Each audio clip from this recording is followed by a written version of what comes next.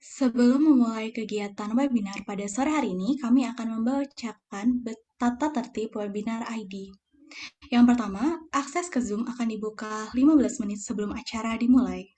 Yang kedua, ID peserta dalam webinar ini harus menggunakan nama asli, bukan nama perangkat atau nama institusi.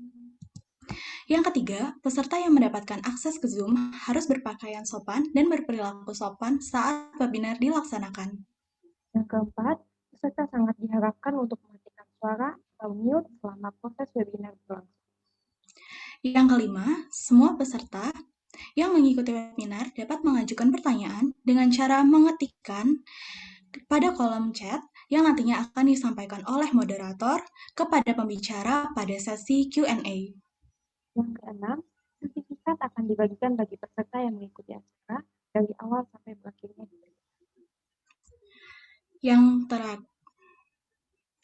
Yang ketujuh, di akhir acara, link daftar hadir akan dibagikan. Link tersebut hanya akan aktif selama 45 menit. Dan terakhir, peserta yang tidak mengisi Google Form pendaftaran sebelum acara dimulai dan atau tidak mengisi daftar hadir saat acara selesai, tidak akan mendapatkan sertifikat. Demikian tata tertib webinar ID Talk Series pertama. Kami mohon kerjasamanya kepada seluruh peserta. Assalamualaikum warahmatullahi wabarakatuh. Salam sejahtera bagi kita semua. Shalom, Om Swastiastu, Namo Buddhaya, dan salam kebajikan. Yang terhormat Ibu Nurma Midayanti selaku Direktur Statistik Kependudukan dan Ketenagakerjaan sekaligus pembicara pada hari ini. Yang kami hormati Bapak Andi Alamsyah selaku Ketua Asosiasi Ilmu Data Indonesia dan Bapak Bagus Ruli selaku Sekretaris Jenderal Asosiasi Ilmuwan Data Indonesia sekaligus moderator kita pada sore hari ini. Kami juga ucapkan selamat datang kepada seluruh peserta webinar ID Talk Series pertama di tahun 2021 seputar bincang data kependudukan. Puji syukur kepada Tuhan Yang Maha Esa karena atas rahmat-Nya kita dapat berkumpul pada acara sore hari ini. Sebelum kita masuk ke acara selanjutnya, izinkanlah kami memperkenalkan diri dulu. Nama saya Tia. Nama saya Gabriela selaku Master of Ceremony pada kegiatan kali ini. Acara ini merupakan webinar pertama yang diselenggarakan oleh Asosiasi Ilmuwan Data Indonesia. Webinar series pertama ini berlangsung mengusung tema menuju satu data kependudukan untuk Indonesia Maju. Berikut saya akan membacakan susunan acaranya. Yang pertama pembukaan, yang kedua sambutan dari Ketua Asosiasi Ilmuwan Data Indonesia, yang ketiga sambutan dan pembacaan CV pembicara oleh moderator, yang keempat pemaparan materi oleh pembicara, yang kelima sesi Q&A, dan yang terakhir penutupan dan foto bersama. Memasuki acara selanjutnya, kepada Bapak Andri Alamsyah selaku Ketua Asosiasi Ilmuwan Data Indonesia, dipersilakan. Oke, baik. Tes suara kedengeran ya. Oke, baik. Selamat sore. Selamat sore semuanya. Assalamualaikum warahmatullahi wabarakatuh. Oke, ya ini saya udah kelihatan. Oke. Terima kasih sudah hadir di acara ID Talk ya. Pertama tadi sudah diceritakan oleh MC. Terima kasih juga kepada Ibu Nurma Midayanti sebagai narasumber kali ini. Acara ini disponsori atau diinisiasi oleh Asosiasi Ilmuwan Data Indonesia. Saya sedikit bercerita mengenai Asosiasi Ilmuwan Data Indonesia atau ID. Jadi ini adalah asosiasi yang isinya ilmuwan ya. Jadi orang-orang yang concern dengan keilmuan berkenaan dengan data. ID didirikan di tahun 2016 ya. Waktu itu di kampus Telkom University ya, waktu itu isinya adalah ya mahasiswa, dosen, praktisi dan lain sebagainya. Jadi banyak kita terbuka untuk umum ya. Dan aktivitas yang sudah kita lakukan diantaranya adalah konferensi, workshop seperti ini ya. Kita concern dengan salah satu yang diusung oleh Satu Data Indonesia adalah kedaulatan data Indonesia itu sendiri. Jadi topik acara sore ini sangat sesuai karena kita membawakan topik mengenai Satu Data Indonesia yang memang menjadi fondasi untuk kedaulatan data Indonesia untuk menuju Indonesia maju di tahun 2045, 100 tahun Indonesia merdeka. dari ID sendiri kami mengundang rekan-rekan semua jika berminat untuk bisa join di ID, ada websitenya id.id. Jadi yang belum join silakan join. Kemudian di sana juga ada nanti Pak Ruli dan Pak Ibe yang mengurusi membership ya. Dan juga kita sering sekali mengadakan kerjasama seperti kompetisi ya. Sekarang kita juga sedang mengadakan kompetisi dengan salah satunya dengan Shopee. Sebelumnya kita juga pernah dengan Indosat dan lain sebagainya. Jadi dengan industri kita sering mengadakan kegiatan yang berkaitan dengan meningkatkan literasi data di khalayak umum ya. Kalau ingin menulis tentang data juga kita sediakan medianya, kita juga sedang menginisiasi beberapa aktivitas yang berkaitan dengan literasi data. Overall, saya harapkan semoga rekan-rekan atau yang hadir di acara ini menikmati acara yang akan disampaikan oleh ahlinya, Ibu Dr. Nurma Widayanti, dan nanti bisa dilanjutkan dengan diskusi yang saya rasa akan menjadi seru juga. Baik, terima kasih. Saya kembalikan ke MC.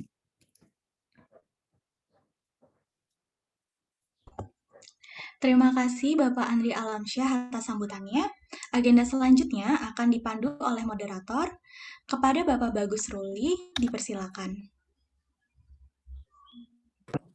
Baik semuanya, Bismillahirrahmanirrahim. Assalamualaikum warahmatullahi wabarakatuh. Selamat sore, salam sejahtera untuk kita semua. Salam sehat, salam aktif, salam produktif buat kita semua. Semoga teman-teman semua yang hadir di sini dan juga semuanya ya senantiasa dalam keadaan sehat ya di masa pandemi ini. Yang penting kita harus jaga kesehatan saat ini. Oke, jadi hari ini kita mendapatkan narasumber yang sangat menarik sekali ya. Kita mendapatkan narasumber dari Badan Pusat Statistik ya. Jadi beliau adalah Dr. Nurma Widayanti ya. Jadi hari ini kita akan bicara diskusi banyak terkait satu data Indonesia. Jadi beliau nanti akan bicara mengenai menuju satu data kependudukan untuk Indonesia maju. Ini sangat menarik sekali karena kalau misalnya kita lihat beliau ini selain expertnya juga di area ini ya, kita lihat memang BPS itu memang gudangnya datanya juga gitu. Jadi kalau misalnya nanti teman-teman ingin eksplor lebih jauh ya, udah gitu apa saja yang terjadi di BPS terkait satu data Indonesia ini nanti kita bisa diskusi bareng. Jadi hari ini akan ada pemaparan dulu dari Ibu Nurma ya, kemudian nanti silahkan bagi teman-teman yang ingin bertanya itu bisa langsung ke chat aja ya, di chat aja. Nanti saya akan pilih beberapa pertanyaan yang relevan dan menarik ya untuk saya nanti dijawab oleh Ibu Nurma. Baik, sebelum kita mulai, saya akan bacakan terkait CV-nya Ibu Nurma. Jadi beliau adalah Dr. Nurma Widayanti, SSI Environment Science ya. Jadi saat ini jabatan beliau saat ini adalah Direktur Statistik Kependudukan dan Ketenagakerjaan Badan Pusat Statistik ya. Beliau juga pernah menjabat sebagai Kepala Subdit Statistik Ketahanan Wilayah Direktorat Statistik Ketahanan Sosial ya. Jadi memang karyanya statistik kalau saya lihat dari tahun 89.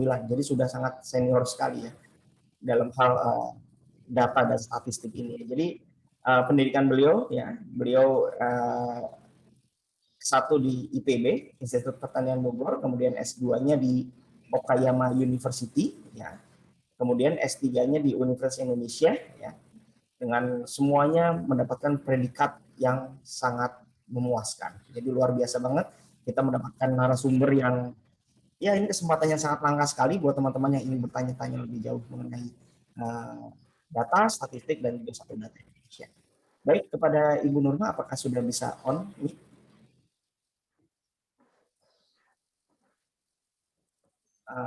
Baik, bisa Pak Bagus, barusan saya koneksi, kan sudah. Baik, sebentar saya spotlight dulu ya. Saya spotlight Ibu. Oke. Baik, Ibu, langsung aja kalau Ibu nanti presentasinya dari Ibu sendiri apa dari Mbak Rahma ya? Bahannya di-screen oleh Mbak Rahma. Mbak Rahma silakan Mbak Rahma. Mbak Rahma bisa di-start? Oke. Sudah sebentar ya, saya pastikan. Oke, Tampaknya sudah bisa, tidak ada masalah apa-apa. Baik, Ibu Nurma, saya persilahkan waktunya untuk Ibu 1 jam untuk berbicara. Terima kasih. Silakan kepada Ibu. Terima kasih Pak Bagus, moderator kita. Yang saya hormati Pak Andri Alamsyah, ya, Ketua ID, Pak Moderator Pak Bagus, teman-teman yang tergabung dalam ID, ini para ilmuwan ya Pak, dari berbagai institusi dan juga para ID Talk ini. Assalamualaikum warahmatullahi wabarakatuh. Selamat sore, salam sejahtera untuk kita semua. Jadi Pak Andri dan teman-teman dan para peserta semua, senang sekali kami mendapat undangan ini setelah kami berhasil merilis data SP dan ketika ini kemudian dimanfaatkan atau digunakan bermanfaat untuk berbagai pihak, ini akan menebus kelelahan kami, ya, upaya kami ketika mengumpulkan data sensus penduduk di bulan September 2020. Jadi kami berharap data hasil SP ini dapat digunakan sebaik-baiknya oleh berbagai pihak. Jadi untuk topiknya menuju satu data kependudukan untuk Indonesia Maju, ini sangat relevan dengan apa yang kami sudah hasilkan dan kami siapkan sebelum data tersebut dirilis, sehingga mudah-mudahan ini akan berguna untuk juga perencanaan dan evaluasi berbagai bidang di Indonesia ini. Ya, selanjutnya saya awali dengan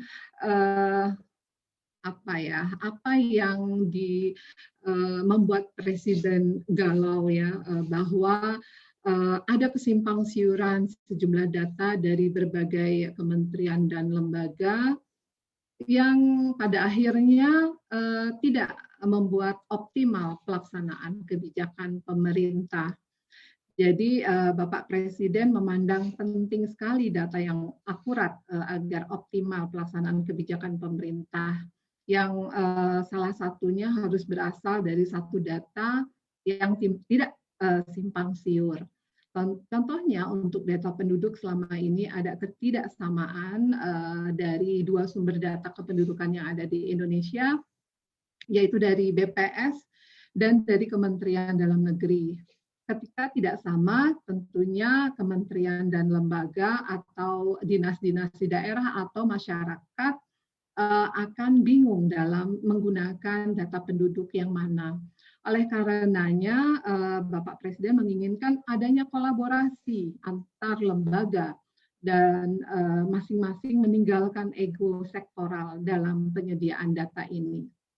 Nah, ini yang menjadi awal bagi kami dalam merencanakan berbagai kegiatan termasuk dalam sensus penduduk. Seperti kita ketahui, data yang diinginkan Presiden untuk pembangunan harus didasarkan pada data dan informasi yang akurat serta dapat dipertanggungjawabkan. Terlebih, sasaran pembangunan adalah penduduk. Ya, memperhatikan paradigma baru dalam pembangunan yang menempatkan penduduk tidak hanya sebagai objek, namun juga sebagai subjek dalam pembangunan. Jadi data penduduk yang akurat ini akan digunakan sebagai dasar penyusunan, penetapan, pengendalian pelaksanaan, dan evaluasi rencana pembangunan berbagai bidang.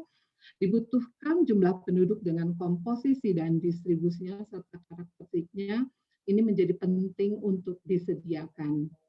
Jadi apa yang kami siapkan ini pada dasarnya adalah memfasilitasi kebutuhan dari kementerian dan lembaga dan berbagai pihak yang tentunya ditujukan untuk bagaimana SDM kita ini dapat diketahui kebutuhan-kebutuhannya. Nah, tadi juga sudah disinggung oleh Pak Andri bahwa untuk menuju Indonesia Emas ini memang harus kita siapkan sebaik-baiknya. Jadi merujuk pada pidato Presiden saat pelantikan di tahun 2019 sangat clear sekali bahwa Presiden Jokowi dan Pak Wapres Amin Ma'ruf memiliki 5 rencana aksi ya seperti yang kita bisa lihat bersama di sini, mulai dari pembangunan SDM, infrastruktur, penyederhanaan regulasi dan birokrasi serta transformasi ekonomi, di mana pembangunan SDM disebut pertama kali dan menjadi yang utama. Karena Presiden sangat menyadari bahwa menciptakan atau membangun SDM yang unggul pada saat Indonesia berada pada puncak bonus demografi saat ini ya, di beberapa tahun mendatang juga, dengan merealisasikan rencana, juga dengan merencanakan 4 rencana aksi lainnya. Ini akan menjadikan Indonesia menjadi negara yang berdaulat, maju, adil, dan makmur sesuai dengan visi Indonesia Emas di tahun 2045. Tentunya harus didukung oleh ekosistem politik dan ekonomi yang kondusif agar target pendapatan per kapita, PDB, kemiskinan sesuai diharapkan sehingga Indonesia masuk menjadi 5 besar ekonomi dunia dan bisa lepas dari jebakan negara berpendapatan menengah. Kita mungkin pernah mengikuti berita bahwa per 1 Juli 2020 World Bank mengumumkan bahwa Indonesia telah masuk menjadi upper middle income country dari lower middle income country. Ini kondisi yang sebenarnya mengejutkan juga ya, karena ketika sektor ekonomi pada saat itu juga ikut terdampak cukup dalam akibat COVID-19. Indonesia justru resmi dinyatakan sebagai bukan lagi negara dengan kelas pendapatan menengah ke bawah. Dan ini semoga kita saat ini memang masih berada pada posisi yang sedang berjuang terkait dengan dampak COVID. Mudah-mudahan segera bisa kembali seperti performa sebelum COVID ini. Bapak dan Ibu, tadi disebutkan bahwa pembangunan SDM menjadi prioritas dalam rencana aksi pemerintah. Untuk itu dibutuhkan data kependudukan yang akurat. Data kependudukan ini merupakan hulu dari upaya peningkatan human capital dan produktivitas yang digunakan untuk dasar bagi pengendalian penduduk dan tata kelola kependudukan. Apa rencana terkait dengan indikator yang terkait dengan dinamika jumlah penduduk ini terkait dengan pengendalian penduduk seperti fertilitas, mortalitas, dan migrasi. Selain itu juga digunakan untuk penguatan pelaksanaan perlindungan sosial yang membutuhkan data by name by address. Dan sangat penting juga untuk berbagai bidang yaitu kesehatan, pendidikan, dan secara spesifik untuk peningkatan kualitas anak, perempuan, dan pemuda. Pengentasan kemiskinan juga untuk peningkatan produktivitas dan daya saing. Pentingnya data kependudukan ini membuat penyedia data kependudukan harus berkolaborasi seperti yang diinginkan Presiden untuk dapat menghasilkan data yang akurat. Bapak dan Ibu, para peserta ID Talk, pentingnya data kependudukan selain yang akurat juga harus berasal dari data tunggal. Sehingga Bappenas pun menyusun roadmap satu data kependudukan yang harus dimulai pada sensus penduduk 2020 ini. Kita biasa menyebut sensus penduduk 2020 dengan SP 2020. Pada SP 2020 digunakan data admin Dukcapil dari Kementerian Dalam Negeri sebagai data dasar, sehingga setelah selesai sensus penduduk, BPS akan memiliki database yang sama dengan Dukcapil, walaupun masih ada 2 konsep yang berbeda, de facto dan de jure. Jadi de facto itu berbasiskan usual residence, di mana biasa orang bertempat tinggal, artinya di mana dia biasa berdomisili, sedangkan konsep de jure Ini lebih pada konsep yang digunakan oleh Dukcapil, di mana seseorang dicatat berdasarkan di mana kakaknya berada. Namun ini dapat menjadi langkah awal bagi perbaikan data kependudukan. Menunda integrasi data kependudukan pada saat sensus penduduk di 2020 artinya kita akan menunda 10 tahun bagi inisiasi data kependudukan. Karena satu data kependudukan ini hanya bisa dilakukan ketika ada sensus penduduk. Selanjutnya pada SP 2020, partisipasi aktif masyarakat dalam meningkatkan kualitas data kependudukan telah dilakukan. Ya, ini bagian dari roadmap dengan adanya moda pengisian mandiri, yaitu secara online pada sensus penduduk online yang telah kita laksanakan di tanggal 1 Februari sampai 29 Mei 2020. Ini bagian dari roadmap yang telah diimplementasikan. Mbak Rahma masih di slide sebelumnya, Mbak Rahma. Langkah selanjutnya adalah dibuat sistem informasi desa kelurahan yang terhubung dengan basis data kependudukan. Baru saja BPS menetapkan quick win tahun 2021 terkait dengan reformasi birokrasi yaitu Desa Cantik, kepanjangan dari Desa Cinta Statistik, di mana merupakan bentuk dari pembinaan statistik sektoral BPS terhadap penyediaan data di level desa kelurahan termasuk data kependudukan. Ini masih masuk dengan roadmap yang telah ditetapkan. Tahapan selanjutnya adalah integrasi data kependudukan dalam SIAP dengan SP 2020, di mana telah dibangun platform S1 data kependudukan, kolaborasi BPS dan Ditjen Dukcapil mengacu roadmap Bappenas ini. Walaupun masih dalam tahap penyempurnaan, dengan platform satu data kependudukan, dinamika perubahan penduduk akan bisa terupdate, akan bisa mengupdate data penduduk dari waktu ke waktu. Untuk itu juga dibutuhkan perbaikan mekanisme pemutakhiran data kependudukan. Sistem yang telah dibangun BPS pada saat SP online yang tahun lalu dapat disempurnakan sebagai sarana penduduk dalam mengupdate data kependudukannya, sehingga pada akhir periode data kependudukan yang reliable ini akan membuka akses yang lebih luas pada layanan publik. Jadi melalui roadmap inilah kita akan terus menindaklanjuti dari hasil sensus penduduk. Kita tidak berhenti pada sensus penduduk bekerja sama pada saat kita bekerja sama dengan Ditjen Dukcapil, karena kita ada panduan untuk yang harus dicapai sampai 2024.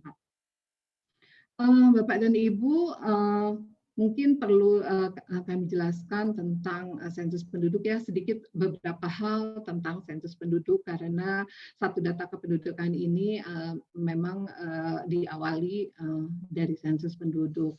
Jadi sensus penduduk kita yang tahun 2020, tahun lalu yang telah kita laksanakan merupakan sensus penduduk yang ke-7.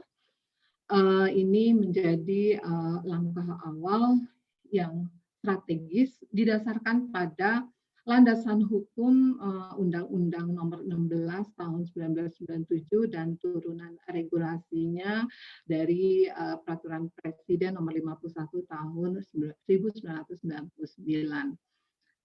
Di samping itu, sensus penduduk merupakan rekomendasi dari PBB yang harus dilaksanakan 10 tahun sekali. Ini merupakan program dunia, di mana negara-negara diminta minimal melaksanakan sensus penduduk 10 tahun sekali, minimal sekali dalam 10 tahun. Tahun 2020 dan 2021 ini hampir seluruh negara melaksanakan sensus penduduk, tapi dengan catatan karena adanya pandemi COVID-19, ada kebijakan setiap negara untuk melanjutkan sesuai rencana atau menunda dan memperpanjang, dan atau ada juga yang negara yang belum menentukan kapan akan melaksanakannya. Jadi alhamdulillah BPS telah dapat melaksanakan sensus penduduk 2020 walaupun dengan berbagai penyesuaian. Jadi SP 2020 juga dilaksanakan dalam rangka mewujudkan satu data Indonesia yang tertuang dalam Perpres nomor 39 tahun 2019 dan merupakan implementasi pertama dari Perpres 62 tahun 2019 yaitu tentang strategi nasional percepatan administrasi kependudukan untuk pengembangan statistik hayati. Ini merupakan dasar-dasar kita melakukan sensus penduduk. Tujuannya apa kita melakukan sensus penduduk? Ini masih ada keterkaitannya dengan bagaimana kebijakan pembangunan kependudukan di Indonesia, di mana kita harus menyediakan data jumlah, komposisi, distribusi, dan karakteristik penduduk Indonesia menuju satu data kependudukan Indonesia. Tadi sudah saya jelaskan, di dalamnya terkandung konsep de facto dan de jure. Kemudian dari sensus penduduk juga kita akan menyediakan parameter demografi dan proyeksi penduduk seperti fertilitas, mortalitas, dan migrasi, serta karakteristik penduduk lainnya untuk keperluan pembangunan indikator SDGs dan RPJMN. Bapak dan Ibu, ini merupakan selanjutnya rangkuman dari kegiatan sensus penduduk yang sebagian telah kita laksanakan. Jadi yang akan di-highlight di sini adalah bahwa yang pertama pencacahan lengkap telah kita lakukan di seluruh Indonesia pada tahun lalu melalui sensus penduduk online dan sensus penduduk wawancara. Tahap selanjutnya adalah kita akan melakukan pencacahan sampel di tahun ini, di bulan September nanti di 2020. Kita akan menggunakan kuesioner yang pertanyaannya jauh lebih banyak dibanding yang kemarin tahun lalu kita telah lakukan, namun tidak untuk seluruh penduduk karena kami hanya mensampel penduduk atau dalam ini didekati oleh keluarga atau rumah tangga. Karena untuk seluruh penduduk kalau kita tanyakan dengan kuesioner yang sangat banyak pertanyaannya, ini akan banyak keterbatasan yang tidak bisa kita lakukan. Dan yang harus kita ketahui bersama bahwa untuk pertama kalinya SP Sensus Penduduk di Indonesia menggunakan sensus kombinasi, yaitu menggunakan data Dukcapil sebagai prelis ke lapangan. Dan pengumpulan data juga dulunya cuma dengan cara PEPI, pencil and paper interviewing, dulu hanya satu moda, sekarang ada 3 moda, yaitu dengan cara SP online dan untuk sebagian dilakukan dengan cara drop off pick up. Jadi petugas memberikan kuesioner untuk diisi secara mandiri oleh penduduk. Kemudian Bapak dan Ibu, untuk selanjutnya untuk mengimplementasikan rencana aksi Presiden yang pertama adalah menciptakan SDM yang unggul untuk Indonesia maju didasarkan pada Grand Design pembangunan kependudukan. Ini dapat dilihat dari Perpres nomor 153 tahun 2014. Ada 5 pilar pembangunan di bidang kependudukan. Yang pertama pengendalian kuantitas penduduk, kemudian peningkatan kualitas penduduk, pembangunan keluarga, penataan persebaran dan pengerahan mobilitas penduduk, dan yang terakhir penataan data dan informasi kependudukan serta administrasi kependudukan. 5 pilar ini akan menentukan pencapaian SDM unggul untuk Indonesia maju, dan hasil sensus penduduk yang telah dirilis dapat memenuhi data yang perlu disediakan untuk mengetahui indikator pada 5 pilar pembangunan di bidang kependudukan. Walaupun ada keterbatasan dari hasil atau output yang telah dihasilkan dari sensus penduduk ini, tapi beberapa dapat untuk digunakan melihat bagaimana 5 pilar pembangunan di bidang kependudukan ini. Kita akan lihat satu persatu dari 5 pilar ini. Yang pertama adalah pengendalian kuantitas penduduk. Jadi sensus penduduk 2020 ini menyediakan data kuantitas penduduk, yaitu jumlah penduduk mulai dari level nasional hingga level kabupaten kota, bahkan sampai kecamatan dan wilayah desa, kelurahan. Di pilar 1 terkait dengan pilar 1 ini terkait dengan penetapan kebijakan nasional perkembangan kependudukan yang harus diperhatikan, yaitu pengendalian kuantitas penduduk. Yang ini berhubungan dengan perkiraan jumlah, struktur, dan komposisi penduduk, penurunan laju pertumbuhan penduduk, dan persebarannya. Bapak dan Ibu, hasil dari sensus penduduk yang telah disinkronkan dengan data Adminduk telah kita dapatkan dan telah kita rilis pada 21 Januari lalu. Jadi alhamdulillah BPS telah berhasil menyelenggarakan sensus penduduk dan ini menjadi suatu catatan atau sejarah karena untuk pertama kalinya kita menggunakan data Adminduk dan kita melaksanakan ini di tengah situasi pandemi COVID, di mana ada keterbatasan ruang bergerak bagi petugas kami, dan juga kami mengalami efisiensi anggaran yang luar biasa, sehingga kami harus merubah tata kelola dalam melaksanakan sensus penduduk ini. Jadi hasil sensus penduduk bahwa di bulan September 2020 ada 270,20 juta jiwa. Dan hasil ini kemudian kita sinkronkan dengan data Dukcapil, sehingga pada saat yang sama Kemendagri juga merilis data jumlah penduduk di tanggal 21 Januari lalu. Di bulan Desember 2020 ada 271,35 juta jiwa, dan ini sudah sinkron dengan data BPS. Jadi pada level nasional jumlah penduduk hasil SPU sudah selaras dengan data Adminduk. Namun pada tingkat provinsi perbedaan jumlah penduduk antara hasil sensus dan data Adminduk ini merupakan gambaran banyaknya penduduk yang melakukan perpindahan baik untuk keperluan bekerja, sekolah maupun alasan lainnya. Ini maksudnya adalah bahwa ada penduduk yang antara domisili dan kakaknya mungkin berbeda. Jadi karena mereka sudah berpindah tempat untuk berbagai keperluan tadi, maka menjadi tidak sama. Sementara BPS menyajikan data secara de facto tadi sesuai domisili, Dukcapil menyajikan data secara de jure di mana kakak tinggal. Nah, oleh karenanya ada diskrepansi di level provinsi dan lebih besar lagi perbedaannya di level kabupaten kota.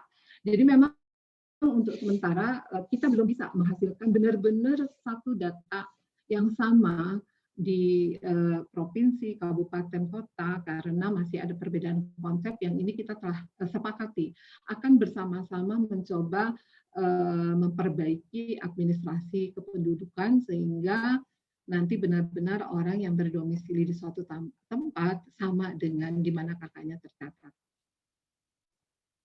Nah, bagaimana jumlah penduduk dari waktu ke waktu dan seberapa pemerintah dapat mengendalikan jumlah penduduk dapat diamati dari grafik ini ya. Jadi kalau kita lihat di sini adalah pergerakan jumlah penduduk dan pergerakan dari laju pertumbuhan penduduk. Tadi sudah saya sebutkan bahwa jumlah penduduk Indonesia 270,20 juta di tahun 2020. Ini jumlah penduduk yang terus mengalami peningkatan. Jadi kalau kita lihat di sini hasil sensus penduduk 2020 jika dibandingkan dengan sensus sebelumnya di tahun 2010 memperlihatkan penambahan jumlah penduduk sebanyak 32,56 juta jiwa. Jadi selisihnya antara yang 2020 dan 2010. Jadi kalau kita lihat selama 10 tahun, rata-rata ada sebanyak 3,26 juta penambahan penduduk. Dalam kurun waktu 10 tahun terakhir ini, yaitu sejak 2010, laju pertumbuhan penduduk Indonesia sebesar 1,25% per tahun. Kita dapat melihat bahwa terjadi perlambatan laju pertumbuhan penduduk sebesar 0,24% poin jika dibandingkan dengan laju pertumbuhan penduduk pada periode 2000 sampai 2010 yang sebesar 1,49%. Jadi dari sini kebijakan pengendalian penduduk, jika kita melihat dari laju pertumbuhan penduduk telah berhasil menurunkan laju pertumbuhan penduduk ini sebagai bagian dari harus adanya pengendalian dari jumlah penduduk ini, walaupun secara absolut terus bertambah. Bapak dan Ibu, data yang juga kami bisa tampilkan selanjutnya adalah jika kita bicara pengendalian penduduk juga dapat dilihat dari fertilitas, karena dinamika dari pertumbuhan penduduk itu bisa dilihat dari komponennya, yaitu dari kelahiran, fertilitas ya, kemudian kematian, mortalitas, dan dari migrasi. Nah, dari hasil sensus penduduk kemarin, kita bisa menghitung suatu indikator sebagai pendekatan untuk fertilitas, yaitu child-woman ratio, yang merupakan perbandingan jumlah anak berusia 0 sampai 5 tahun dan wanita usia subur 15 sampai 49 tahun. Dari gambar ini dapat kita lihat bahwa child-woman ratio Indonesia pada tahun 2020 sebesar 21, yang artinya terdapat 21 anak di bawah 5 tahun pada setiap 100 wanita usia subur. Ya, jadi dari sini kita juga bisa melihat child-woman ratio antar provinsi di Indonesia yang berkisar antara 11 sampai 27. Kalau kita lihat tahun terendah itu Papua, ada 11 anak usia 0,5 tahun dari setiap 100 penduduk usia subur, sementara yang tertinggi adalah di Aceh, ada 27 anak usia 0,4 dari 100 penduduk usia subur. Jadi angkanya cukup bervariasi,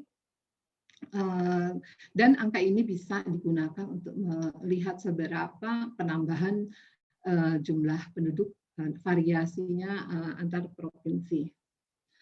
Bapak dan Ibu, kemudian kalau kita melihat pilar kedua, peningkatan kualitas penduduk. Jadi sensus penduduk kita telah memetakan penduduk menurut usia sebagai landasan pembangunan kualitas pendudukan di era bonus demografi.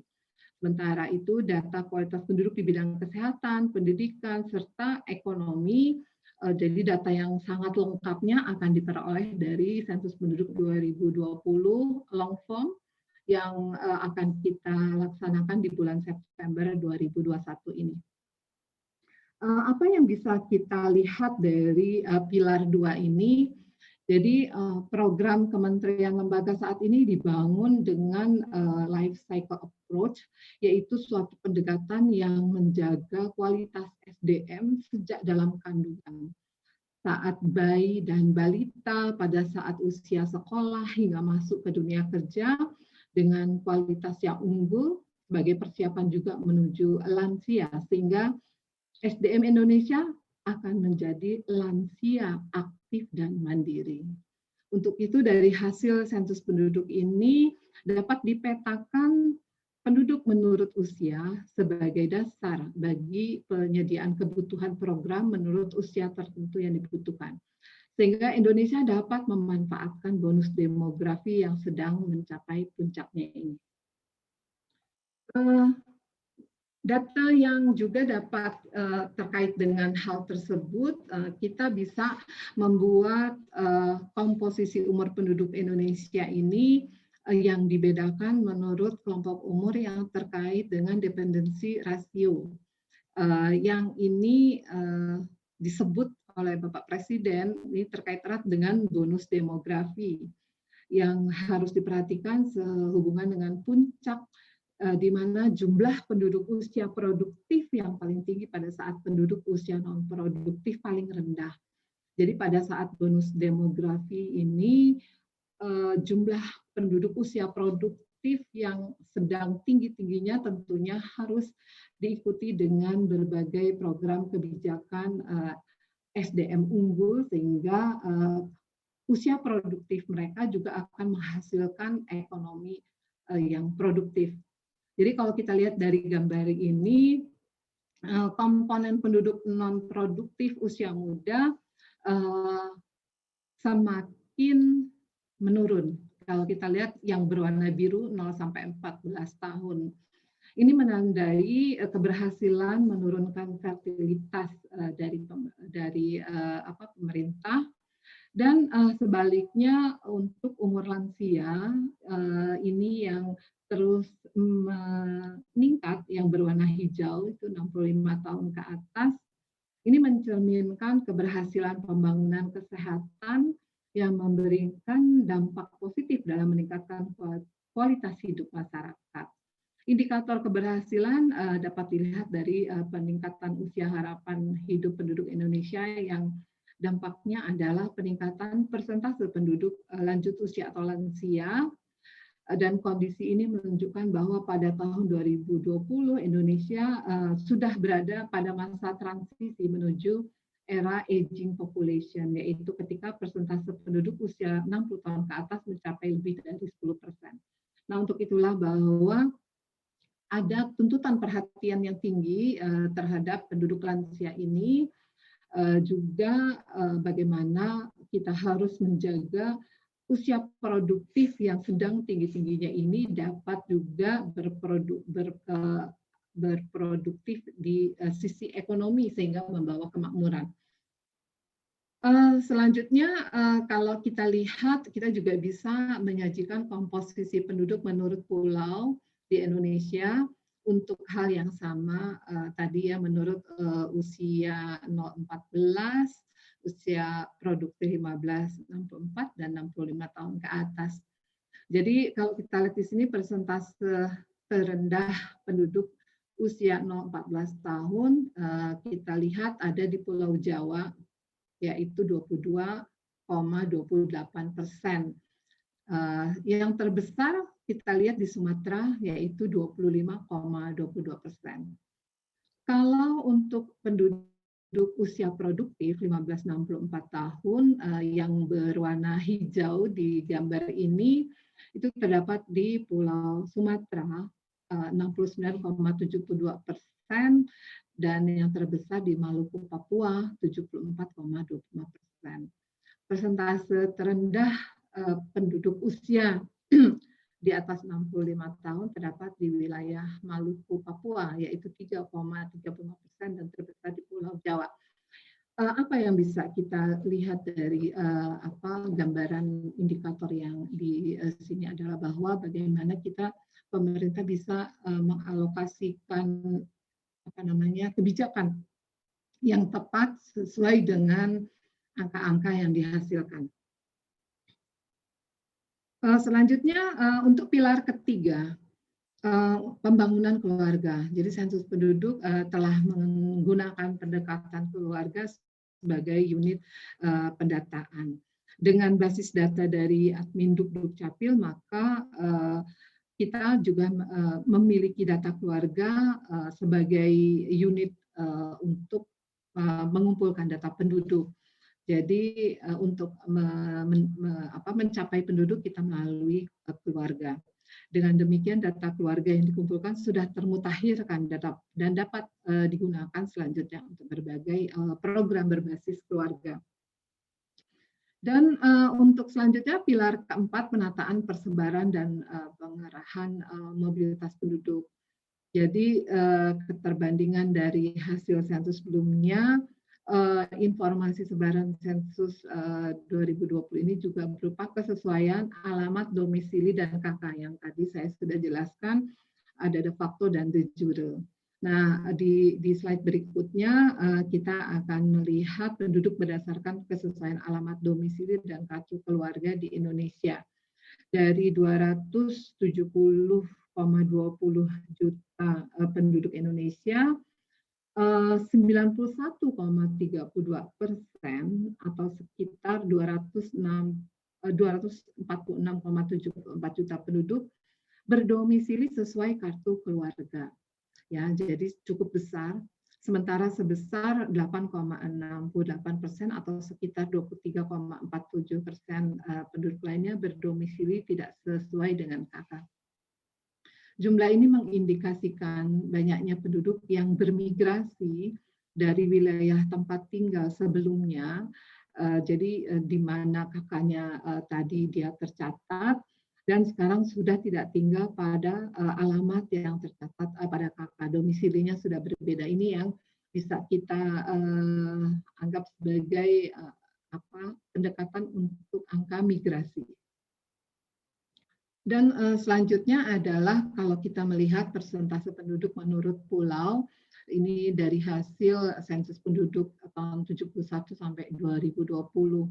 Jadi kalau kita lihat yang pertama bahwa pada periode dari tahun 71 ini sampai terakhir penduduk Indonesia masih terkonsentrasi di Pulau Jawa. Angkanya terus menurun. Dari tahun 71 proporsinya 63,83%, di SP 2020 sudah turun menjadi 56,10%. Berarti ada migrasi dari Pulau Jawa ke pulau lainnya. Sementara penurunan persentase penduduk Jawa ini lambat ya, dari tadi 63,83 menjadi 56,10%. Kalau kita lihat di sini, yang paling besar adalah penambahan proporsi di Sumatera. Ya, dari 17,46% menjadi 21,67%. Demikian pula di Kalimantan, ya, kemudian di Maluku dan Papua. Ya, ini menandakan ada pergerakan penduduk sehingga di pulau-pulau tersebut bertambah proporsi penduduknya. Ini merupakan gambaran dari migrasi. Dan yang kelima, yang terakhir adalah kalau kita melihat dari pilar 5 terkait dengan penataan data dan informasi kependudukan serta Adminduk. Jadi tadi sudah kami sampaikan bahwa pertama kalinya dalam sejarah sensus SP 2020 menggunakan metode kombinasi. Jadi ini semua dilandasi oleh keinginan kita untuk dapat mewujudkan satu data kependudukan Indonesia. Bapak dan Ibu, bagaimana integrasi basis data kependudukan itu dilakukan melalui sensus penduduk ya, karena dari sensus penduduk kita akan dapat keberadaan penduduk ya, de facto de jure, karakteristik penduduk, umur, jenis kelamin, kemudian penduduk yang meninggal dan tidak memiliki KTP. Ini bagian dari keuntungan kita dalam menggunakan data Dukcapil. Jadi untuk menuju satu data kependudukan Indonesia ini tadi landasannya Perpres nomor 39 dan Perpres nomor 62 tahun 2019 keduanya. Jadi kita melakukan sinkronisasi data registrasi yang berbasis data de jure dengan data sensus penduduk 2020 yaitu secara de facto. Ini untuk memenuhi strategi nasional nomor 4 dari Perpres nomor 62 tahun 2019 statistik hayati. Jadi di sini untuk peningkatan ketersediaan data dan kualitas statistik hayati yang akurat, lengkap, dan tepat waktu untuk perencanaan dan pelaksanaan pembangunan. Bapak dan Ibu, sementara data registrasi, data Dukcapil itu juga telah tersinkronisasi data dari berbagai KL, misalnya untuk Dikbud ya, itu juga telah menggunakan NIK untuk melengkapi datanya, dan menurut Kementerian Dalam Negeri sudah lebih dari 2.000 institusi yang melakukan kerjasama. Nah, sehingga ketika BPS melalui sensus penduduk mensinkronkan datanya dengan data registrasi, ini sesungguhnya telah terjadi sinkronisasi data dari berbagai KL tadi, dari lebih dari 2.000 institusi juga terhadap sensus penduduk. Ini semua dilakukan untuk bagaimana data kependudukan Indonesia dapat diwujudkan untuk menuju Indonesia maju. Demikian Bapak dan Ibu apa yang dapat kami sampaikan. Semoga ini berguna dan bermanfaat. Saya kembalikan kepada Pak Ruli. Assalamualaikum warahmatullahi wabarakatuh. Waalaikumsalam warahmatullahi wabarakatuh. Terima kasih banyak Ibu Nurma atas paparannya yang luar biasa. Kita mendapatkan pencerahan yang ternyata sensus penduduk seperti itu, dan hasilnya ya tadi ada perbedaan antara BPS dengan Dagri, tapi ternyata ya memang itu memang secara sistem memang seperti itu ya Ibu ya. Jadi hari ini banyak sekali pertanyaan nih, ada 5 pertanyaan. Cuman sebelum masuk pertanyaan, saya akan mengingatkan teman-teman bahwa kita akan ada yang namanya kuis, gitu ya. Jadi bagi teman-teman yang berminat untuk ikutan kuis, silahkan untuk masuk ke Slido ya. Sebentar, saya share screen dulu ya. Sebentar. Share screen, portion screen. Silakan masuk ke Slido ya. Ininya adalah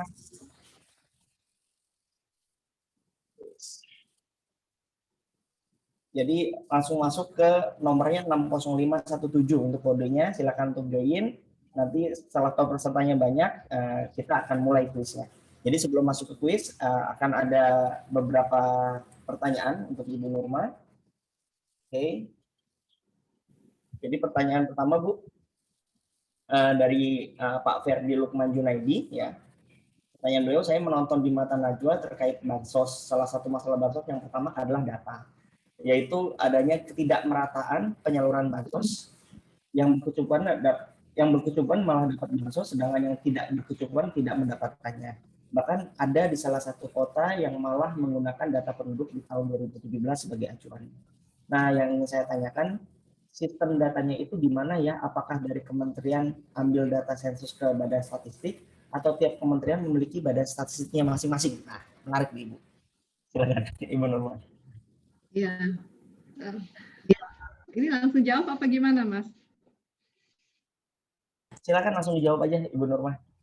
Oke. Ya, terima kasih Mas Ferdi Lukman atas pertanyaannya. Jadi memang kita harus membedakan antara data yang dihasilkan BPS dan data Dukcapil. BPS biasanya digunakan secara agregat untuk misalnya berapa jumlah penduduk di suatu wilayah, menurut umur, menurut jenis kelamin dan sebagainya untuk berbagai keperluan. Jadi sebenarnya data BPS itu yang digunakan terutama dari hasil sensus penduduk dan survei lainnya itu untuk penyajian data agregat. Ini menjadi dasar untuk perencanaan dan evaluasi, misalnya berapa jumlah penduduk usia sekolah di suatu wilayah yang menjadi dasar untuk pembangunan fasilitas pendidikan. Untuk intervensi, untuk program, untuk intervensi itu datanya tidak diambil dari BPS, tapi dari Dukcapil. Jadi termasuk untuk bansos ini sebenarnya didasarkan berbasis data Dukcapil yang kemudian diverifikasi oleh Kemensos. Ya. Jadi bedanya itu bahwa kalau data agregat itu menggunakan data BPS, kalau data untuk by name by address itu menggunakan data Dukcapil, karena kami ada undang-undang yang tidak bisa kita pakai untuk baik untuk intervensi program untuk by name by address, karena ada perlindungan data pribadi sesuai Undang-Undang Nomor 16 Tahun 97. Nah, jadi mengapa untuk bansos itu bisa salah dan sebagainya, ini tentunya terkait dengan data itu sudah menjadi permasalahan yang sejak lama ya untuk bansos ini. Jadi memang perlu waktu untuk memverifikasi. Kadang-kadang untuk bansos ini banyak salah sasaran karena orang tetap mau menerima walaupun dia bukan orang miskin ya. Itu ya yang menjadi masalah. Siapapun mau menerima bantuan, seharusnya bukan dia yang menerima. Jadi tidak ada proses verifikasi dari masyarakat itu sendiri. Itu yang menyebabkan ada salah, ada kepentingan sehingga yang mendapat tidak tepat. Tapi dalam hal ini sekali lagi bukan dari data BPS tapi dari data kementerian. Jadi sekali lagi BPS untuk kita memberikan data secara agregat, bukan sebagai individu. Demikian Mas Bagus, semoga Mas Ferdi tercerahkan dengan jawaban saya. Baik, semoga menjawab ya Mas Ferdi atas jawaban dari Ibu Nurma. Baik, saya lanjut ke pertanyaan berikutnya dari Mas Muhammad Fajar. Izin bertanya, dalam rangka menuju Satu Data Indonesia dan marwah Undang-Undang Statistik 97, mengapa BPS masih melakukan kegiatan survei sektoral yang harusnya dilakukan oleh Kementerian ini? Sehingga fungsi pembinaan statistik sektoral belum optimal, dan langkah nyata apa yang dilakukan untuk optimalisasi pembinaan statistik tersebut? Ini pertanyaannya berat-berat Bu, mohon maaf Bu. Iya, betul Mas Bagus, Mas Fajar, terima kasih atas pertanyaannya. Jadi BPS itu kalau kita mengacu pada Undang-Undang tentang statistik ya, Undang-Undang 16 tahun 97, di situ jelas sekali di mana ranah BPS untuk mengambil fungsi yang harus dijalankan. Jadi kalau kita lihat di undang-undang tersebut ada beberapa jenis data, ada data statistik dasar, ada data statistik sektoral, ada data statistik khusus. Untuk BPS itu dia menjadi yang utama sebagai pengumpul data untuk statistik dasar. Yang disebut statistik dasar itu adalah data atau statistik yang lingkupnya nasional, kemudian dia digunakan oleh berbagai KL, sebagai contoh data penduduk. Data penduduk itu sangat yang menggunakan adalah seluruh KL, kemudian dilakukan pengumpulan datanya secara nasional. Demikian pula dengan survei-survei kependudukan lainnya. Nah, sementara statistik sektoral itu yang dihasilkan oleh kementerian, lebih bersifat data yang dibutuhkan untuk berbagai program di bawah kementeriannya. Tapi BPS di sini berfungsi sebagai pembina statistik sektoral yang tadi saya bilang quick win di tahun 2021 ini BPS mencanangkan program Desa Cantik, Desa Cinta Statistik. Nah, ini sebenarnya kan bagaimana data-data di level desa, kelurahan, seluruh data walaupun dia bukan data dasar yang merupakan data sektoral itu dapat dikumpulkan dengan baik, dimaknai dan digunakan dengan sebagai mestinya. Disinilah BPS berperan untuk pembinaan statistik sektoral. Ada survei-survei yang dilakukan oleh kementerian atau lembaga. Di sini kalau sifatnya data statistik sektoral, BPS membantu dalam persiapan, pelaksanaan, pengolahan sampai penyajian. Jadi penyelenggaranya tetap kementerian. BPS di sini membantu ya supaya BPS saat ini akan bisa mengeluarkan rekomendasi terkait dengan apakah yang dilakukan oleh kementerian itu sudah sesuai dengan aturan-aturan terkait dengan data yang berkualitas. Begitu Mas, jadi ada pemisahan antara data dasar dan data statistik sektoral. Siap, terima kasih banyak Ibu Nurma atas jawabannya, semoga terjawab ya Mas Muhammad Fajar. sebelum kita masuk game, satu pertanyaan lagi boleh ya Bu ya? Ya. Sebelum masuk game, ini rada ini juga. Jadi mohon izin tanya Bu Nurma terkait satu data kependudukan ini, rencana apa yang dilakukan terkait yang pertama kebijakan terkait keamanan atau privasi satu data, di mana kita Indonesia belum punya undang-undang privasi ya, betul ya. Apabila keamanan privasi belum ada payungnya, maka akan menimbulkan permasalahan baru di kemudian hari. Ini terkait undang-undang privasi Bu. Kemudian yang kedua, apakah akan dilakukan audit keamanan informasi atau audit ya yang standar ya ISO 27001 sebelum diimplementasikan satu data Indonesia ini. Kalau belum, kemungkinan akan terjadi data breach yang dapat disalahgunakan oleh pihak hakim. Ini terkait privasi, mungkin Ibu bisa jawab. Oh iya, berarti bukan yang sedang ditayangkan ya pertanyaannya ya? Oh, dari Sri Rahmat, bukan ya? Oh, Candi. Oh, sorry saya salah Pak. Bu, ini Iya. yang Candiwan, yang Sri Rahmat nanti ada di atas. Sorry ya. Oke. Satu dulu nanti. Jadi baik Mas Bagus. Ya, jadi kebijakan terkait keamanan atau privasi data, terutama data individu, itu dijamin oleh Undang-Undang nomor 16 tahun 1997. Di situ sangat clear sekali, sehingga BPS sangat menjaga privasi. Jadi kalau misalnya teman-teman di sini dari universitas misalnya meminta data, raw data dari BPS, data by case, by individu, itu pasti ID-nya itu ditutup. ID siapa orang tersebut, rumah tangga, keluarga siapa, dan sebagainya, itu ditutup, itu dalam rangka kita melindungi data pribadi. Jadi raw data ini atau data mikro ini kan kadang di universitas para ilmuwan tuh membutuhkan ya, itu coba dilihat bahwa ditutup ID seseorang. Jadi kita nggak tahu itu data punya siapa, datanya siapa, di mana, itu nggak akan ketahuan. Itu bagian dari BPS untuk melindungi data pribadi.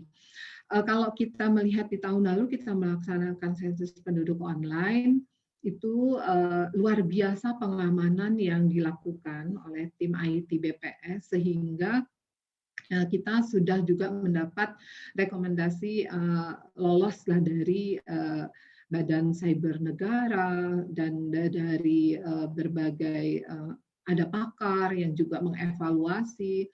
Kami tutup juga akses dari luar negeri karena supaya tidak kena hack secara internasional. Kemudian hal-hal yang terkait dengan pengamanan data itu menjadi nomor satu ya, apalagi untuk sensus penduduk online di mana orang mengisi secara mandiri data-data pribadinya, keamanan itu harus menjadi nomor satu. Terkait dengan satu data Indonesia, audit keamanan informasinya ini, jadi ketika data penduduk itu kita bersama-sama dengan Dukcapil, itu pengamanannya sangat ketat sekali. Jadinya ketika nanti data itu akan terupdate di dalam platform satu data kependudukan, itu hanya BPS dan Dukcapil saja yang bisa mengetahui, akses dari luar itu tidak ada, tidak bisa tembus. Nah, mungkin ini kalau terkait dengan audit ISO 27001 ini saya juga tepatnya kurang paham, tapi intinya adalah semua telah kita lakukan untuk menjaga keamanan. Ya, demikian Mas Bagus. Terima kasih banyak Bu Nurma.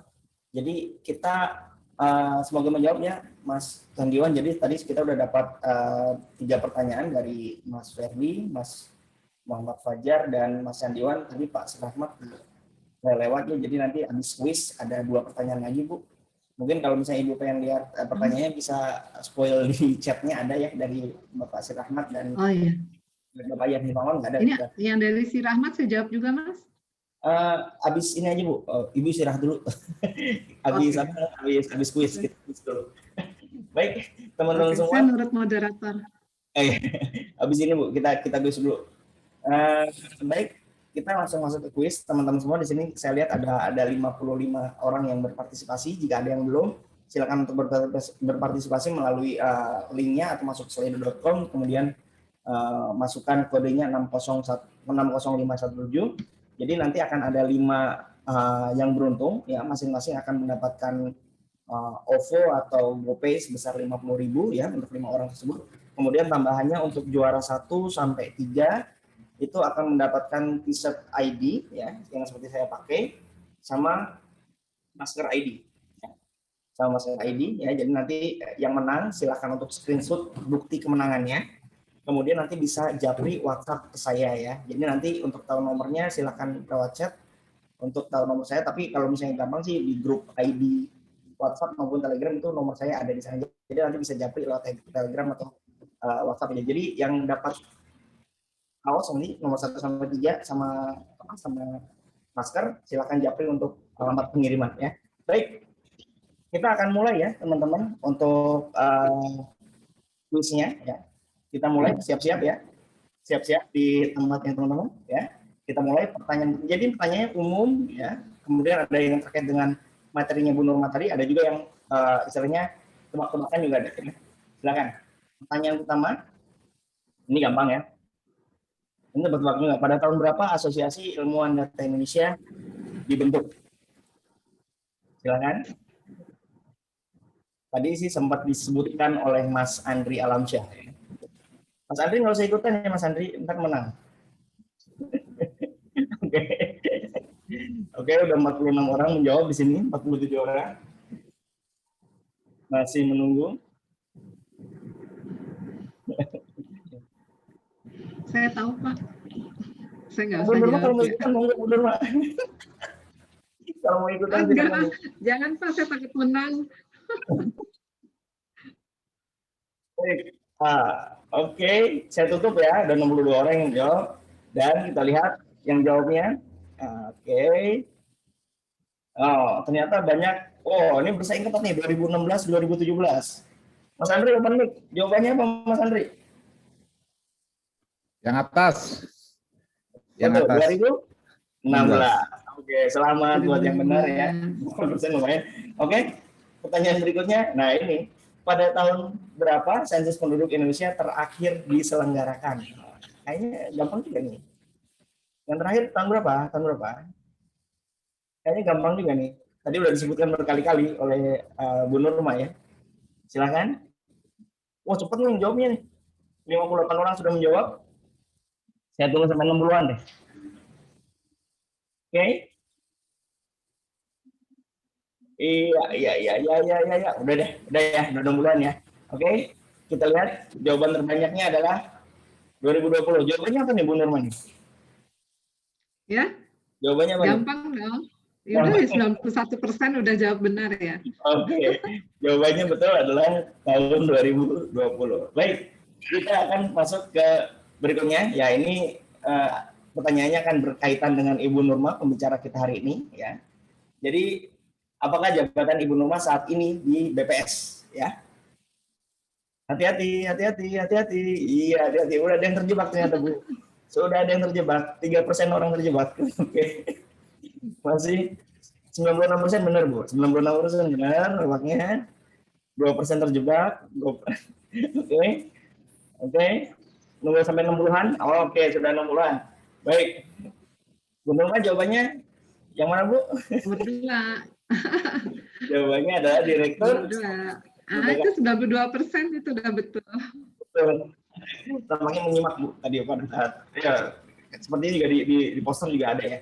Baik, yang berikutnya ini terkait slide-nya Ibu Nurma tadi ya. Nah, oke. Berapakah jumlah penduduk Indonesia berdasarkan rilis BPS di bulan September 2020? BPS ya, BPS bukan Dagri. Tadi ada 2. Ada Dagri, ada BPS. Iya. Ya. Di sini juga nggak ada jawabannya Dagri sih. Yang September ya. Ya.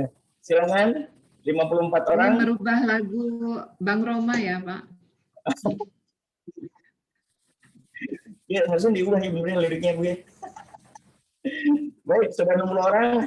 Kita lihat. Ini Bu, hasilnya Bu. Benar semua kayaknya Bu ya. 94%. Ya, 94% udah benar ya. Betul. Oke. Pertanyaan terakhir ya. Jadi gini, ini yang menang ini bukan cuma jawaban yang benar, tapi juga cepet-cepetan. Ya. Jadi kalau misalnya jawabannya benar semua, kita lihat yang paling cepat siapa gitu. Nah, pertanyaan terakhir ini ada tebak-tebakan, tapi saya ada datanya. Ya, saya ada datanya. Tapi ini kalau misalnya teman-teman nggak sempat browsing, tebak-tebakan aja. Oke? Pertanyaannya, pada ranking keberapakah posisi Indonesia sebagai salah satu negara dengan user Facebook terbanyak di dunia? Indonesia ada di ranking berapa? Oke. Yang pasti dengan nomor 1. Nomor 1 Amerika. Silakan. Silakan. Nah, ini banyak yang salah ini. Oke, nomor 1 bukan Amerika, nomor 1 India. Ya. Nomor 1 India. Oke. Udah semua? Udah semua? Oke. 72 orang jawab, oke. Kita lihat hasilnya. Oke. Yang jawab nomor 1 14%. Saya bilang itu bukan jawabannya karena nomor 1 itu adalah India ya. Nomor 2 Amerika ya. Nomor 5 siapa? Nomor 5 itu adalah Meksiko. Ya. Nomor 7 Vietnam. Jadi Indonesia adalah nomor 3 dengan 140 juta user atau akun Facebook. Jadi hampir setengahnya Bu Nurma ya. Penduduk Indonesia 270 juta, 140 juta. Saya nggak tahu, Pak. Ini kebetulan nggak punya Facebook di WA Kira-kira sih ya. Baik, kita lihat ya. Jadi jawabannya adalah peringkat ketiga, 140 juta user Facebook. Baik, kita lihat pemenangnya hari ini. Oke. Aduh, namanya nomor 1 Mas Iqbal ya. Oke, Mas Iqbal benar semua 32 detik ya. Pak Jalaluddin, Pak Agung Nugroho, Ibu Nani, Ibu Ria Indah, silakan screenshot hasilnya ya, kemudian bisa WhatsApp atau Telegram ke saya, terutama nomor 1, 2, 3 ya. Yang di WhatsApp ini aja screenshotnya sama nomor telepon saya harus transfer OVO atau GoPay kemana ya. Nomor 1, 2, 3 harus kasih ini ya, alamat lengkap karena saya akan kirimkan alamat lengkap dan ukuran kaos. Cuman kalau bisa kalau nggak L, XL ya. Kalau nggak salah cuma tinggal itu sisanya. Baik, saya screenshot dulu deh kayaknya. Saya screenshot dulu, nanti hilang lagi. Bentar, saya kirim ke grup panitia aja. Oke.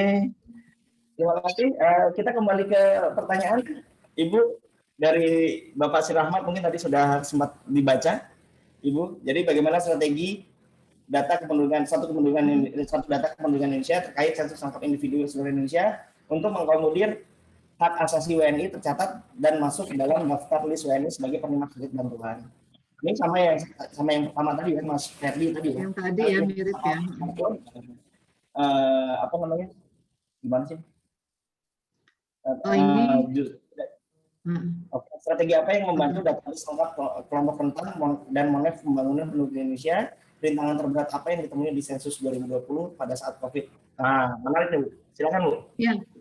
Oke, tadi yang terkait dengan target bantuan sudah ya, saya nggak ulang lagi untuk bansos PKH, tapi ini saya ingin menjelaskan bahwa sensus penduduk tahun 2020 kemarin, bulan September, itu mendata seluruh penduduk. Jadi no one left behind kalau mengacu pada SDGs ya, tidak ada satupun yang kita tinggalkan. Termasuk adalah mereka yang gelandangan ya dan ini yang tidak tinggal di tempat tinggal yang menetap, itu pun kita data, termasuk yang tinggal di pelosok, di wilayah terpencil, suku-suku terasing, suku di pedalaman seperti suku anak dalam, suku apa yang di Banten itu Baduy, semua kita data. Tentunya dengan mekanisme khusus yang dilaksanakan oleh tim task force BPS daerah, itu kita lakukan. Jadi ada satu titik di mana kita mendata orang-orang yang tidak bertempat tinggal tetap seperti gelandangan, itu tunawisma, itu pada malam sensus ya. Sensus night kita tetapkan kemarin di tanggal 15 September. Jadi BPS daerah bergerak pada malam hari. Kenapa malam hari? di atas jam 10 malam itu pada saat mereka tidur, orang-orang yang tidak punya tempat tinggal ya, para gelandangan tidur. Nah, pada saat itulah kita menggunakan konsep di mana mereka dicatat di mana mereka ditemui. Jadi tidak ada satupun yang terlewat dari penduduk yang kemudian kita data. Nah, masalahnya kemudian apakah mereka mendapat bantuan dan sebagainya, itu kembali lagi bahwa nanti hasil dari sensus penduduk kan tadi sudah saya sampaikan tersinkronkan dengan data Dukcapil. Nah, untuk bantuan dan sebagainya, kementerian meminta data dari Dukcapil, tapi bahwa data yang dihasilkan sudah mencakup keseluruhan penduduk. Nah, kriterianya seperti apa, itulah yang menentukan orang mendapat bantuan atau tidak. Jadi sekali lagi ini Mbak Sri Rahmat, bahwa di sensus penduduk itu mendata seluruh penduduk ya, termasuk orang-orang yang tadi disebutkan. Terus kemudian strategi apa untuk membantu database lengkap kelompok rentan dan monef pembangunan penduduk Indonesia. Ini kembali lagi menjadi kebijakan di KL. Jadi data sensus penduduk yang telah kita hasilkan itu silahkan dimanfaatkan sebesar-besarnya. KL itu sudah juga ada sudah yang mereview hasil-hasil kita, misalnya dengan melakukan semacam webinar dan sebagainya, justru dari berbagai pihak.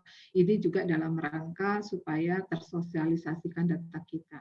Rintangan terberat apa yang ditemui saat sensus penduduk ya ketika COVID? Nah, jadi pertama memang buat kami penyelenggara di BPS ketika adanya COVID, langkah pertama yang kita lakukan karena banyak orang saat itu work from home, disuruh diminta berkegiatan di rumah saja. Ini sambil kita menyiapkan tata kelola baru, sensus penduduk online diperpanjang, yang seharusnya dari 1 Februari sampai 31 Maret kita perpanjang sampai 29 Mei. Inilah mengapa kemudian keberhasilan kita semua bahwa partisipasi dari sensus penduduk online itu diikuti oleh 51,36 juta penduduk. Jadi untuk pertama kalinya BPS ini juga melakukan sensus penduduk secara online. Kami awalnya agak khawatir dengan respon penduduk, tapi ternyata alhamdulillah responnya juga bagus ya. Jadi sekitar hampir 20% penduduk itu berpartisipasi. Nah, sisanya itu yang didatangi petugas pada bulan September. Nah, pendataan di bulan September ini juga seharusnya dijadwalkan selama bulan Juli. Tapi karena COVID kita mundurkan ke bulan September 2020. Dan kondisinya saat itu banyak wilayah yang merah ya, di mana petugas kita susah masuk ya karena di situ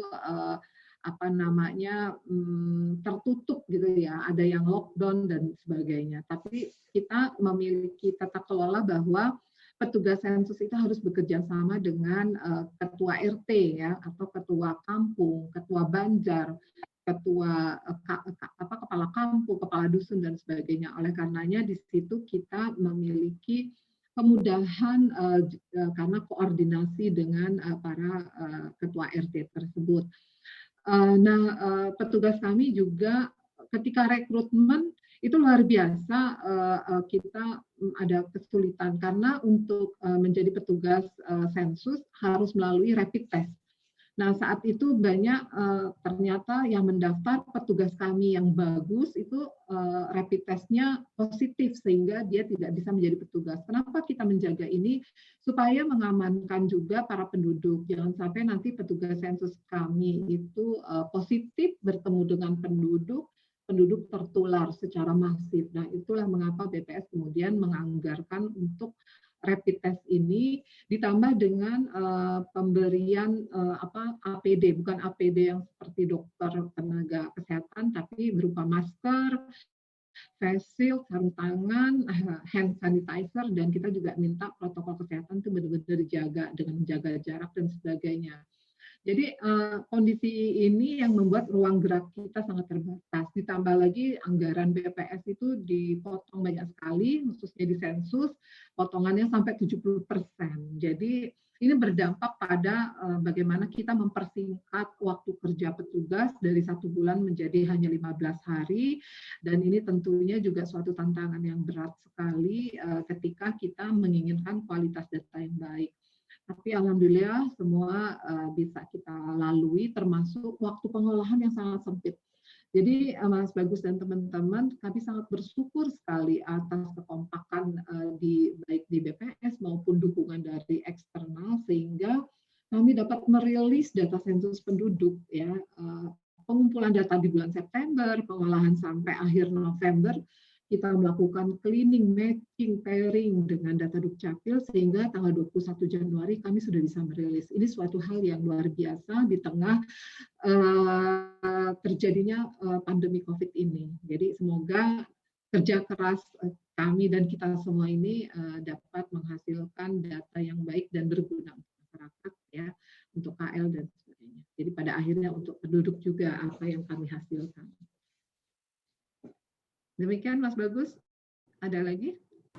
Siap, satu lagi Ibu, satu lagi dari Mas Yan Hirmawan, soalnya nggak keluar di chat ya. Sejauh mana hasil SP 2020 digunakan kementerian atau lembaga dalam evaluasi kebijakan? Salah satu penyebab rusaknya data kependudukan, identitas penduduk tidak sesuai dengan usia karena adanya kebijakan zonalisasi penerimaan murid sekolah, sehingga banyak yang menitipkan anaknya dalam kartu keluarga pihak lain. Nah, menarik juga nih Bu, ini keresahan. Iya. Mana, ya, terima kasih Mas Yan Hirmawan. Ini juga tantangan ya buat kita bagaimana bisa mewujudkan satu data kependudukan. Jadi sebenarnya apa kebijakan atau apa program dari KL, dari Kementerian Lembaga itu sesungguhnya didasarkan pada data di mana orang-orang berdomisili. Jadi ketika dia tinggal di suatu tempat, apa saja kebutuhan secara kewilayahan untuk orang-orang yang tinggal di suatu wilayah tersebut, ini memang menjadi tidak valid ketika secara de jure KK tidak sama dengan domisili. Jadi ini sudah masuk dalam Perpres nomor 62 tadi ya tahun 2019 tentang statistik hayati, bahwa kita KL itu bekerja sama, ada 17 kementerian masuk dalam tim di statistik hayati ini untuk membenahi berbagai masalah administrasi kependudukan. Jadi semoga dengan adanya roadmap tadi yang sudah saya sampaikan dan kita dapat mewujudkan benar-benar satu data kependudukan. Padahal begini Mas Bagus dan Bapak dan Ibu, dari Undang-Undang Kependudukan itu ada aturan bahwa jika seseorang pindah minimal maksimal dalam waktu 1 tahun dia harus menyesuaikan KK, KTP gitu ya. Nah, tapi ini yang banyak nggak dijalankan dan juga mungkin karena sanksinya juga belum ketat, ini yang jadi adanya perbedaan antara domisili dan KK, ada sekitar 8,8% penduduk tadi. Jadi mudah-mudahan dengan Perpres Statistik Hayati tadi ke depannya, karena roadmap-nya itu sampai 2024. Semoga nanti di akhir roadmap kita di tahun 2024 nanti sudah banyak terjadi perbaikan administrasi kependudukan. Ya, demikian Mas Bagus. Baik, terima kasih banyak Ibu atas jawabannya. Semoga teman-teman bisa menjawab keresahan dan tanda tanya dari teman-teman semua ya. Ini sebenarnya ada 2 pertanyaan lagi Bu, cuman kita sudah hampir 17.30 ya. Nggak apa-apa, satu lagi boleh Ibu ya? Satu lagi ya? Iya, nggak apa-apa. Terus selesaiin aja nih 2 lagi Bu. Mungkin bisa dijadikan satu aja Ibu nih. Jadi yang pertanyaan pertama adalah izin bertanya Ibu Nurma, bagaimana bonus demografi bisa menjadi salah satu faktor untuk terlepas dari middle income trap? Bila bonus demografi diperkirakan sampai 10 tahun mendatang ya, dan ternyata masih belum terlepas dari middle income trap, apakah itu berarti Indonesia tidak bisa naik ke level berikutnya untuk selamanya. Ini dari Pak Awang. Kemudian ini terkait bonus demografi ya Bu ya. Kemudian dari Bapak Husni Tamrin, izin bertanya, satu, terkait dengan program Satu Data Indonesia, instansi mana yang kemudian mengupdate perubahan data penduduk sehingga menjadikan rujukan selanjutnya? Apakah hasil SP 2020 selanjutnya betul-betul merubah data besar dari Dukcapil sehingga masyarakat tidak perlu mengajukan perubahan data ke Dukcapil lagi? Wah, menarik nih. Oke, silakan Bu. Mungkin dari Pak Awang dulu terkait bonus demografi, silakan. Jadi bonus demografi tadi kalau kita lihat kan itu bergantung dari dependensi rasio yang paling rendah ya di tahun-tahun mulai dari sebenarnya sebelum dari 2020 puncaknya ini 2020 sampai nanti berakhirnya di 2037. Jadi bonus demografi kondisi ketika usia produktif itu paling banyak dibandingkan yang usia non produktif. Jadi ketika penduduk usia produktif ini bisa menghasilkan secara ekonomi, itulah yang diinginkan. Oleh karenanya pembinaan atau menciptakan SDM itu terus diperhatikan sejak anak baru lahir, supaya nanti ketika dia sekolah, ketika masuk ke dunia kerja itu merupakan SDM yang unggul. Jadi tentunya kita tidak hanya melihat dari sisi jumlah, ya. Jadi kondisi itu yang harus dimanfaatkan. Jumlah 15 sampai 64 tahun itu sedang tinggi-tingginya, tapi bagaimana mereka bisa berproduktif, ya, berproduktif secara ekonomi. Dan inilah tantangannya. Jadi kalau memang di situ banyak pengangguran di usia produktif, itu yang tidak kita inginkan. Jadi harus dilakukan berbagai terobosan sehingga lapangan pekerjaan luas, semua bisa banyak bekerja dan menghasilkan secara ekonomi, itu yang diinginkan. Nah, terkait dengan berakhirnya nanti bonus demografi di tahun 2037. Jadi memang yang perlu kita pahami dalam kohort penduduk itu di Indonesia ya, kohort itu adalah dalam sejarah kependudukan penduduk Indonesia itu hanya terjadi satu kali, satu periode saja untuk bonus demografi, oleh karenanya harus dimanfaatkan. Nah, inilah mengapa kementerian dan lembaga didorong untuk terus memanfaatkan peluang-peluang yang ada ini, tentunya dengan berbagai program. Nah, kemudian perubahan, jadi tadi kan kita telah mensinkronkan dari hasil SP ke data Dukcapil, telah kita sinkronkan. Jadi sebenarnya ada dampak besar, tadi saya lupa menjelaskan, ada jadi gini, kita memiliki berbagai instrumen dalam sensus penduduk di tahun lalu yang akhirnya dapat kita jalankan di seluruh wilayah, itu adalah berdasarkan daftar penduduk. Kita dapat daftar penduduk dari Dukcapil, kita konfirmasi ke lapangan keberadaannya, apakah masih ada, apakah dia sudah meninggal, apakah sudah pindah, dan sebagainya. Itu adalah output utama yang kemudian kita sajikan dirilis tanggal 21 Januari. Ada satu dokumen lagi, satu instrumen short form yang berisi 24 pertanyaan. Nah, ini yang sebenarnya terkena pengaruh dari COVID ya, karena tadi anggaran dipotong sampai 70%, sehingga kita pada akhirnya tidak memiliki data yang short form 24 variabel ini untuk seluruh penduduk. Jika yang sudah berpartisipasi itu kita dapat mengupdate data penduduk, misalnya begini. Di data Dukcapil mungkin teman-teman melihat di KK bahwa pendidikannya masih SMA, padahal dia sudah selesai S1 bahkan S2. Nah, ketika SP online itu terjadi updating data mereka, dan itu yang akan kita kirim datanya ke Dukcapil, sehingga nanti di Dukcapil datanya akan diupdate dari hasil sensus. Nah, tapi di wilayah-wilayah yang koneksi internet tidak baik, kami sebenarnya telah menyiapkan instrumen yang kemudian pada akhirnya diisi sendiri. Yang tadi saya bilang pengumpulan data secara DOKU, drop off pick up ya.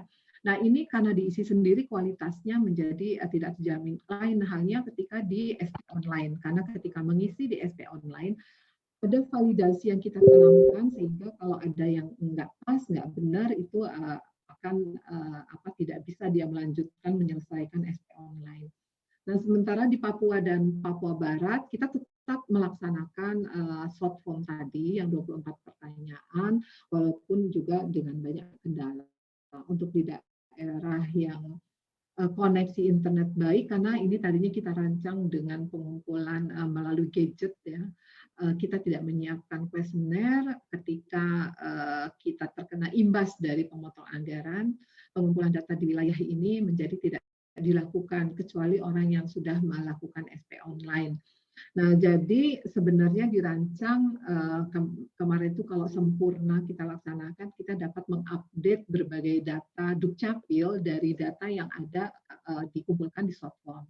Nah, tapi dengan data yang ada kami akan berusaha menyelesaikan pengolahannya, tapi kebijakan ini juga tergantung dari bagaimana kualitas datanya. Tapi jangan khawatir Bapak dan Ibu, di bulan September 2021 daya upaya kita itu dikerahkan untuk dapat melaksanakan pendataan long form. Jadi kalau pendataan long form itu pertanyaannya lebih dari 100 ya, 105 yang akan dapat digunakan untuk berbagai kepentingan, tapi memang tidak untuk seluruh penduduk, hanya sampel sekitar 3 juta keluarga, ya 3,5% keluarga yang ada di Indonesia. Jadi dari sinilah nanti kemudian kita bisa mengupdate data Dukcapil. Kemudian dari berbagai survei di BPS yang berbasis rumah tangga itu juga kita bisa memberikan data balikan kepada Dukcapil karena yang ada di Perpres nomor 62 tahun 2019 tersebut adalah bahwa ketika BPS melaksanakan sensus survei yang terkait dengan data kependudukan, kita akan memberikan data balikan karena kami telah menggunakan data Dukcapil untuk menjadi data dasar. Jadi sekali lagi mohon doanya supaya kita bisa menyelesaikan nanti menuntaskan SP 2020 lanjutan di bulan September nanti agar kita memiliki lebih banyak lagi updating data Dukcapil. Tapi Bapak dan Ibu mungkin perlu juga saya jelaskan sedikit bahwa tadi Dukcapil telah melakukan kerjasama dengan lebih dari 2.000 institusi. Dan biasanya kesepakatan dalam kerjasama institusi harus memberikan data balikan. Nah, itu juga dapat sekaligus mengupdate data di Dukcapil. Kira-kira itu Mas Bagus. Baik, terima kasih banyak. Semoga menjawab Pak Awang dan Pak Husni Tamrin. Baik, Ibu Ibu Nurmah, jadi ini merupakan pertanyaan terakhir dari teman-teman yang menjadi peserta hari ini ya. Jadi setelah ini saya akan kembalikan ke MC, kemudian MC juga akan menginformasikan terkait sertifikat ya. Jadi sertifikat akan dibuat berdasarkan yang menginginkan. Jadi jika yang memerlukan sertifikat, silakan nanti ada linknya. Teman-teman semua bisa langsung masuk ke link tersebut, mengisi form ya, dan akan dibuatkan sertifikatnya. Dan untuk proses pembuatannya kita tidak bisa janjikan cepat ya, mungkin 7 hari kerja kita coba usahakan untuk pembuatannya dan akan dikirimkan melalui email masing-masing gitu, berupa sertifikat ya, seperti itu teman-teman. Terima kasih banyak Ibu Nurma, terima kasih banyak.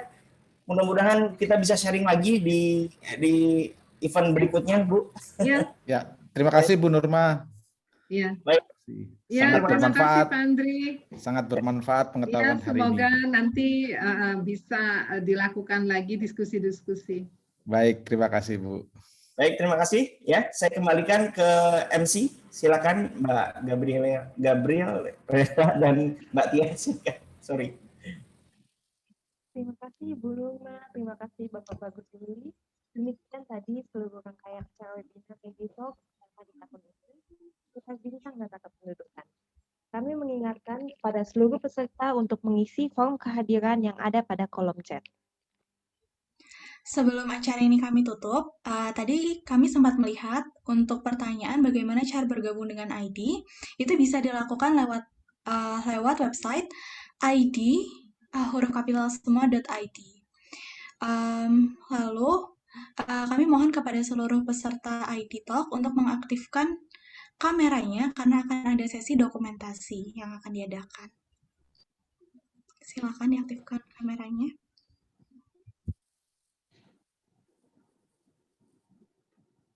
Panitia boleh memimpin sesi dokumentasi ini.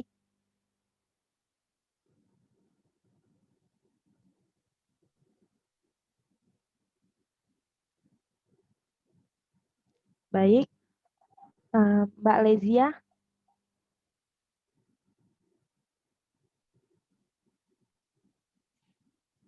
Oke, baik.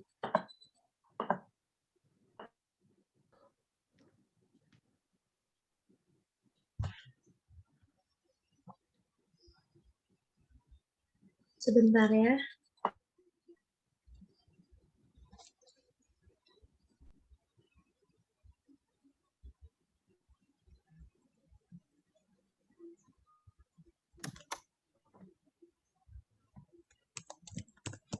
Slide pertama, silakan ya.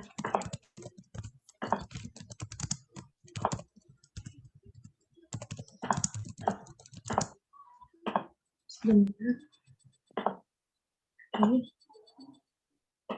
1, 2, 3.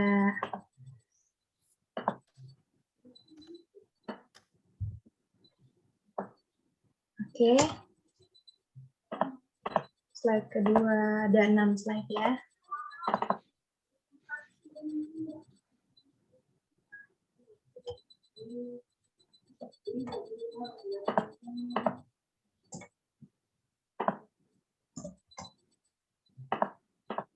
Slide kedua, 1, 2, 3.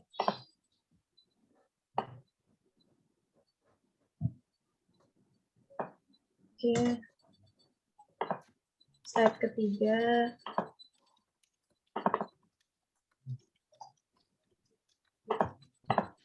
Satu, dua.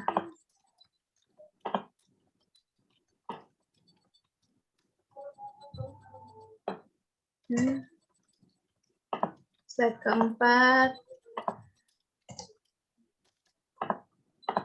1, 2.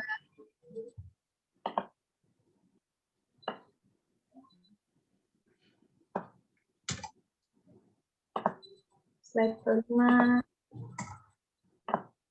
Dimohon untuk Bapak Ibu yang belum menyalakan kamera, harap menyalakan kamera terlebih dahulu ya Pak.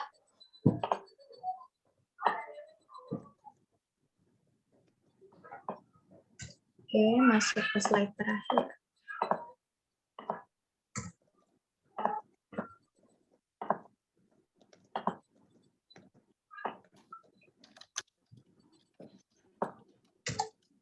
Baik, sudah selesai.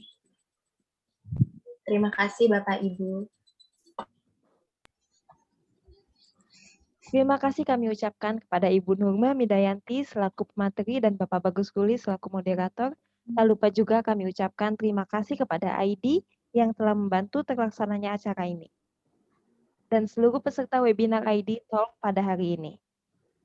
Kami berdua selaku MC memohon maaf jika ada salah kata atau perbuatan selama kami berdua memandu acara ini. Akhir kata, kami ucapkan wassalamualaikum warahmatullahi wabarakatuh. Waalaikumsalam Sampai warahmatullahi ketemu pada wabarakatuh. webinar ID Talk Ya. selanjutnya. Terima kasih. Terima kasih Bu Nurma. Terima Ya, mari kasih. Bapak Ibu sekalian. Mbak Gabriela. Ya.